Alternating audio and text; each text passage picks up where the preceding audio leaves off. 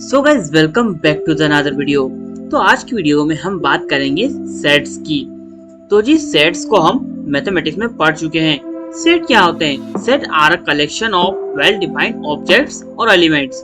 अब ये तो डेफिनेशन हुई अपने मैथ्स के हिसाब से, लेकिन अब जानते हैं कि हम अपने पाइथन में किस टाइप से सेट को डिफाइन करते हैं और सेट में क्या क्या क्वालिटीज होती हैं। तो जैसा कि आप देख सकते हैं, मैंने अपने कोड को कॉपी किया है यहाँ से और यहाँ पर पेस्ट कर देता हूँ। तो जो ये एग्जांपल आप देख रहे हो ये सेट का है। अब यहाँ पर आप देख सकते हो कि लिस्ट, टपल और सेट तीनों ही सेम टाइप से दिखते हैं, लेकिन यहाँ पर एक चेंज है।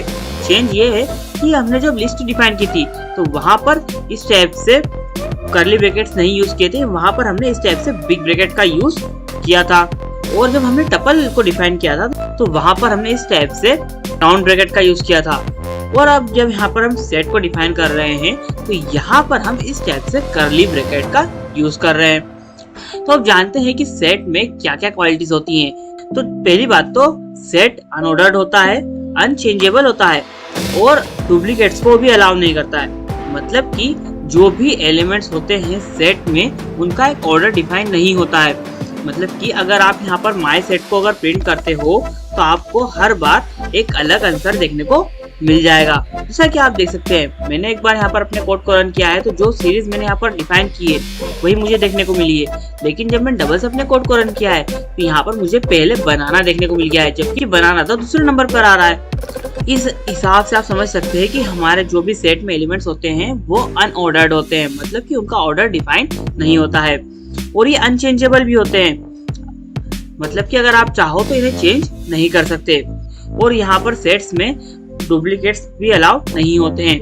और अगर बाय चांस अगर आप डुप्लीकेट को यहाँ पर इंटर कर देते हो तो वहां पर से एक एलिमेंट हट जाएगा। जैसा कि आप यहाँ पर देख सकते हैं, मैंने एप्पल को 2 बार इंटर कर दिया है, लेकिन मेरे आंसर में एप्पल एक ही बार इंटर हुआ है। और सेट की एक खास बात यह है कि आप ये भी पता नहीं कर सकते कि कौन सा वाला एलिमेंट गायब हो रहा है, मतलब पहले वाला या बाद वाला, क्योंकि यहाँ पर ऑर्डर भी डिफाइन नहीं होता है। एक बात और, जो हमारे सेट्स होते हैं उसमें ट्रू और 1 दोनों को एक ही कंसीडर किया जाता है।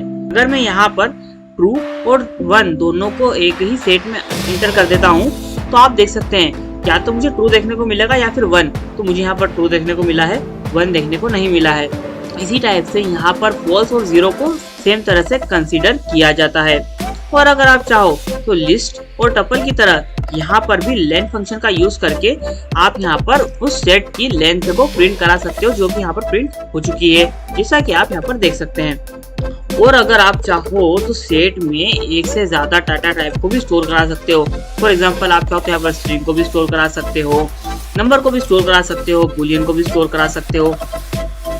और अगर आप चाहो तो एक ही सेट में एक से ज्यादा डाटा टाइप को भी स्टोर करा सकते हो।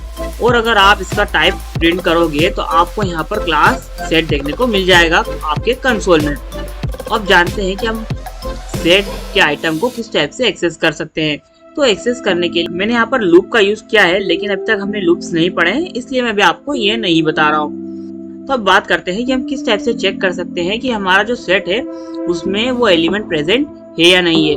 तो उसके लिए हम इन कीवर्ड का यूज करते हैं। तो सबसे पहले तो हमें जिस भी एलिमेंट को सर्च करना होता है उसका नाम लिखते हैं, उसके बाद हम लिखते हैं इन, उसके बाद हम डिफाइन करते हैं अपने वेरिएबल को। और फिर अगर हम उसे प्रिंट करेंगे तो हमें यहाँ पर ट्रू या फॉल्स देखने को मिल जाएगा। अगर मैं यहाँ पर इसे थोड़ा इनकरेक्ट कर दूं तो यहाँ पर मुझे फॉल्स देखने को मिल जाएगा, जैसा कि आप यहाँ पर देख सकते हैं। इसी टाइप से अगर चाहो तो यहाँ पर नॉट कीवर्ड का भी यूज कर सकते हो इन के पहले। तो यहाँ पर क्या होगा कि आपके जो आंसर्स होंगे वो थोड़े अपोजिट हो जाएंगे, मतलब कि ट्रू की जगह फॉल्स प्रिंट होगा और फॉल्स की जगह ट्रू प्रिंट होगा। और एक बात यहाँ पर हमेशा ध्यान रखना, एक बार अगर आपने सेट को डिफाइन कर दिया तो उसे आप चेंज नहीं कर सकते। हाँ, अगर आप चाहो तो उसमें से किसी एलिमेंट को हटा सकते हो या फिर उसमें ऐड कर सकते हो। अब यहाँ पर अगर आप चाहो तो रिमूव मेथड का यूज करके आपके सेट में से किसी एक एलिमेंट को हटा सकते हो, यानी कि रिमूव कर सकते हो। तो आप यहाँ पर देख सकते हैं मैंने यहाँ पर रिमूव मेथड का यूज किया है। और उससे मैंने कैसे यूज किया है, सबसे पहले तो मैंने अपने वेरिएबल का नाम लिखा है, उसके बाद में मैंने यहाँ पर फुल स्टॉप का सिंबल लगाया है, फिर उसके बाद में मैंने लिखा है अपने मेथड का नाम, यानी कि मैंने लिखा है यहाँ पर रिमूव, और फिर मैंने लगाया है इस टाइप से ब्रैकेट्स। और ब्रैकेट्स के अंदर मैंने स्ट्रिंग में एक एलिमेंट को लिखा है जिससे कि मैं अपने सेट में से हटाना चाहता हूँ, और फिर मैं अपने कोड को रन करूंगा। तो आप देख सकते हैं यहाँ पर जो हमारा सेट है वो देखने को मिल चुका है और वहां से बनाना हट चुका है। अब सेम इसी टाइप से अगर आप चाहो तो यहाँ पर डिस्कार्ड मेथड का भी यूज कर सकते हो। अगर आप डिस्कार्ड मेथड का भी यूज करोगे तो आपका जो एलिमेंट है वो आपके सेट में से हट जाएगा, यानी कि रिमूव हो जाएगा। लेकिन जो आपकी रिमूव मेथड होती है और डिस्कार्ड मेथड होती है, इन दोनों में सिर्फ एक छोटा सा डिफरेंस है कि अगर रिमूव मेथड को अगर वो एलिमेंट नहीं मिलता है तो वो एरर थ्रो कर देगी, लेकिन डिस्कार्ड मेथड कभी भी एरर थ्रो नहीं करती है। अगर मैं यहाँ पर किसी दूसरे एलिमेंट को लगा भी दूंगा जो कि इसमें प्रेजेंट नहीं है, तब भी आपको यहाँ पर एरर देखने को नहीं मिलेगा। अब बात करते हैं अपनी नेक्स्ट मेथड की, जो कि है पॉप मेथड, जो कि मैं लिस्ट में भी पढ़ा चुका था। इससे क्या होता है कि आपका जो सेट होता है उसमें से जो लास्ट एलिमेंट होता है वो हट जाता है। अब एक बात यहाँ पे ध्यान रखना, हर बार एक अलग एलिमेंट हटेगा। क्यों? क्योंकि सेट में ऑर्डर डिफाइन नहीं होता है। तो यहाँ पर जब भी उसे लास्ट में जो भी एलिमेंट मिलेगा वो उसे रिमूव कर देगा, जैसा कि आप यहाँ पर देख सकते हैं। और अगर आप चाहो तो आपके सेट को ऑल क्लियर भी कर सकते हो क्लियर मेथड का यूज करके, जो कि मैंने आपको लिस्ट पढ़ाई थी तब आपको बताई थी, जैसा कि आप यहाँ पर देख सकते हैं। और अगर क्लियर सेट को अगर आप प्रिंट करते हो तो आपको यहाँ पर इस टाइप से सेट देखने को मिलेगा। और अगर आपको आपके पूरे सेट को ही डिलीट करना है तो आप डेल कीवर्ड का यूज कर सकते हो। अब बात करते हैं पाइथन में सेट्स पर जो जॉइन मेथड्स हम यूज कर सकते हैं उनकी। तो जैसा कि आप यहाँ पर देख सकते हैं, यहाँ पर आपको मैंने कुछ मेथड्स शो कर रखी हैं, और अगर आप यहाँ पर नीचे स्क्रॉल करोगे तो आपको यहाँ पर नीचे और भी बहुत सारे मेथड्स देखने को मिल जाएंगी जो कि आप सेट पर परफॉर्म कर सकते हो। और जो इम्पोर्टेंट मेथड्स हैं उन सभी को मैं डिटेल में यहाँ पर आपको समझा देता हूँ। तो सबसे पहले हम बात करते हैं अपने सेट को ज्वाइन करने के लिए यूनियन और अपडेट मेथड की। तो यूनियन मेथड क्या काम करती है? तो यूनियन मेथड की हेल्प से आप किसी सेट को दूसरे सेट से ज्वाइन कर सकते हो। जैसा कि आप यहाँ पर देख सकते हो, मैंने यहाँ पर सेट 1 और सेट 2 को ज्वाइन कर दिया है, और जो आपका सेट 3 है उसमें उसे रिटर्न कर दिया है। और जब मैं सेट 3 को प्रिंट कर रहा हूँ तो मुझे इन दोनों का यूनियन देखने को मिल चुका है। अब अगर मैं यहाँ पर चाहूँ तो यूनियन को यूज करने के लिए इस टाइप से इस सिंबल का भी यूज कर सकता हूँ। तो मैं अपने कोड को यहाँ से कॉपी करने के बाद यहाँ पर पेस्ट करूंगा, तो आप देख सकते हैं सेम तरह से मेरा कोड काम कर रहा है। सिर्फ मैंने यहाँ पर जो यूनियन मेथड का यूज किया था उसकी जगह पर मैंने इस टाइप से यहाँ पर इस ऑपरेटर का यूज कर दिया है। और ये सिंबल आपको आपके कीबोर्ड के इंटर की के ऊपर वाले की को अगर आप शिफ्ट के साथ प्रेस करोगे तो आपको देखने को मिल जाएगा। और अगर आप चाहो तो सेम इसी मेथड से एक से ज्यादा सेट को भी ज्वाइन कर सकते हो यूनियन मेथड का यूज करते हुए। जैसा कि आप यहाँ पर देख सकते हो, मैंने यहाँ पर एक ही सेट में 4 सेट को ज्वाइन कर दिया है। और आप देख सकते हो, मैंने जब माई सेट को प्रिंट किया है तो मुझे सारे सेट की सारी वैल्यूज देखने को मिल गई हैं। और अगर मैं यहाँ पर किसी वैल्यू को डबल से इंटर कर देता तो वो वैल्यू हट जाती, मुझे एक ही बार देखने को मिलती, जो कि आपको पता ही है। और यही सेम काम आप चाहो तो यहाँ पर इस टाइप से इन सिंबल का यूज करके भी कर सकते हो।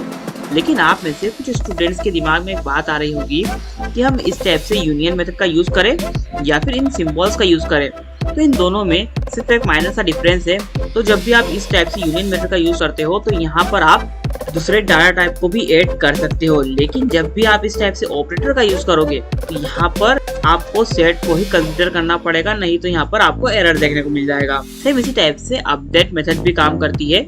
अपडेट मेथड से भी सेम काम होता है। अगर आप इसे कॉपी करोगे आपकी कोड को और यहाँ पर पेस्ट करोगे तो आप देख सकते हो आपका जो कोड है वो सक्सेसफुली काम कर रहा है, और यहाँ पर भी आपको जो आपका आउटपुट है वो देखने को मिल चुका है। लेकिन अपडेट मेथड और यूनियन मेथड दोनों में एक डिफरेंस है। दोनों में डिफरेंस ये है कि जब भी आप यूनियन मेथड का यूज करते हो तो वहां पर एक न्यू वेरिएबल बनता है। आपका जो ओरिजिनल वेरिएबल होता है वो कभी भी मॉडिफाई नहीं होता है। लेकिन जब भी आप अपडेट मेथड का यूज करते हो तो वहां पर आपका जो ओरिजिनल वेरिएबल होता है वही वेरिएबल मॉडिफाई हो जाता है, यानी कि आपका जो ओरिजिनल सेट होता है वही अपडेट हो जाता है। अब बात करते हैं इंटरसेक्शन की। अब इंटरसेक्शन मेथड भी आपको सभी को पता है। इंटरसेक्शन मेथड क्या करती है, दोनों सेट में से अगर कोई चीज कॉमन होगी तो आपको यहाँ पर रिटर्न कर देगी। और यहाँ पर भी एक नया वेरिएबल भी बनता है। यहाँ पर भी आपका जो पुराना वाला सेट होता है यानी कि ओरिजिनल सेट होता है वो मॉडिफाई नहीं होता है। और सेम इसी टाइप से अगर आप यहाँ पर चाहो तो इस ऑपरेटर का यूज करके इंटरसेक्शन को भी परफॉर्म कर सकते हो, जैसा कि आप यहाँ पर देख सकते हो। और सेम केस इसके साथ भी है, मतलब कि यहाँ पर अगर आप इंटरसेक्शन मेथड का यूज करते हो तो आप यहाँ पर किसी भी टाइप का डाटा इंटर कर सकते हो। लेकिन अगर आप इस टाइप से ऑपरेटर का यूज करते हो, मतलब कि सिंबल का यूज करते हो, तो आपको यहाँ पर सिर्फ सेट्स को ही कंसीडर करना पड़ेगा, नहीं तो आपको एरर देखने को मिल जाएगा। और इसी टाइप से अगर आप चाहो तो यहाँ पर इंटरसेक्शन अपडेट मेथड का भी यूज कर सकते हो, और इसका यूज करोगे तो सेम इसी टाइप से आपका जो ओरिजिनल सेट होगा वो मॉडिफाई हो जाएगा। और ये बात तो मैं आपको बता ही चुका हूँ कि आपके सेट में ट्रू और 1 एक तरह से कंसीडर किए जाते हैं, और जो फॉल्स और 0 होता है उन दोनों को भी सेम तरह से कंसीडर किया जाता है। अब बात करते हैं अपनी नेक्स्ट मेथड की, जो कि है डिफरेंस। अब इसे मैं अपनी कॉपी करूंगा, अपने कोड को यहाँ पर पेस्ट करूंगा और अपने कोड को मैं रन कर दूंगा। तो आप यहाँ पर देख सकते हैं डिफरेंस मेथड से क्या होता है, वो आइटम्स आपको देखने को मिल जाते हैं जो कि दोनों में कॉमन नहीं होते हैं। ध्यान देना मैंने क्या बोला है, दोनों सेट में कॉमन नहीं होते हैं। इंटरसेक्शन में क्या होता था, जो कॉमन होते थे वो हमें देखने को मिलते थे, लेकिन यहाँ पर क्या हो रहा है कि जो कॉमन होते हैं वो देखने को नहीं मिलते हैं, जो कॉमन नहीं होते हैं वो देखने को मिलते हैं। और अगर आप चाहो तो यहाँ पर डिफरेंस अपडेट मेथड का भी यूज कर सकते हो, जो कि आपके ओरिजिनल सेट को ही अपडेट कर देगी। और ये जितने भी सिंबल्स मैं आपको बता रहा हूँ ये सब शॉर्टकट है, तो ये सिर्फ सेट्स पर ही काम करेंगे, दूसरी टाइप के डाटा पर काम नहीं करेंगे। अगर आप यूज करने की कोशिश करोगे तो आपको एरर देखने को मिल जाएगा। और अगर आप चाहो तो यहाँ पर सिमेट्रिक डिफरेंस अपडेट मेथड का भी यूज कर सकते हो, जो कि आपकी ओरिजिनल सेट को मॉडिफाई कर देगा। और अगर आप यहाँ पर और नीचे स्क्रॉल करोगे तो आपको सेट में जितनी भी मेथड्स होती हैं वो सभी की सभी देखने को मिल जाएंगी, और उनके बारे में आपको यहाँ पर और भी बहुत सारी चीजें देखने को मिल जाएंगी।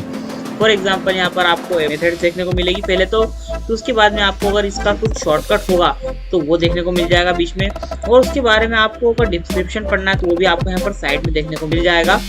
एक बात हमेशा ध्यान रखना कि जब भी आप शॉर्टकट मेथड का यूज करोगे, मतलब कि आपकी मेथड को जब भी आप इस टाइप के सिंबल्स का यूज करके अप्लाई करोगे, तो यहाँ पर आपको सिर्फ सेट को ही इंटर करना होगा, नहीं तो आपको एरर देखने को मिल जाएगा।